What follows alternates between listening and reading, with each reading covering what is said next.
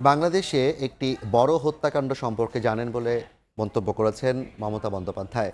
আজ ধর্ণা অনুষ্ঠানে তিনি এ মন্তব্য করেন।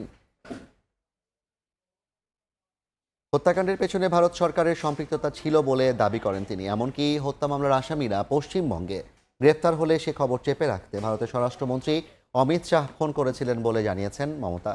পশ্চিমবঙ্গের তৃণমূল কংগ্রেসের ক্ষমতা হারানোর প্রায় এক মাস পর মঙ্গলবার বড় কর্মসূচিতে রাস্তায় নামেন তৃণমূল নেত্রী।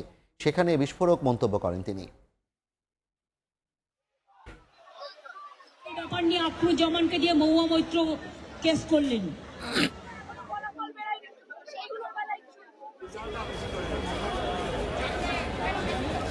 দর্শন আছে। আজকে আমার দুঃখ,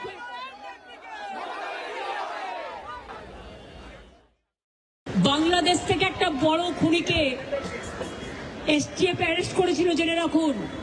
যা নিয়ে বাংলাদেশে অনেক রেভুলেশন হয়েছিল। অন্য দেশের কথা আমি বলছি না, আমার বলার অধিকার নেই, কিন্তু আমি যেটা বলছি পয়েন্টটা, তারপরে তারা মেঘালয় দিয়ে বাংলায় চলে আসে। বাংলায় যখন চলে আসে তখন আমাদের এসটিএফ তাকে ধরে, এটা তাদের ক্রেডিট।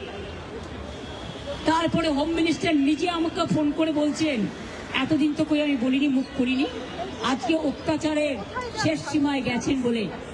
কারণ এটা জানে, আমি এখনো নামটা বলছি না ভদ্রতা করে, বাংলাদেশের লোক উত্তাল হয়ে যাবে। আমি সেটা চাই না, আমি দেশকে ভালোবাসি, না বলবো না দেশের স্বার্থে।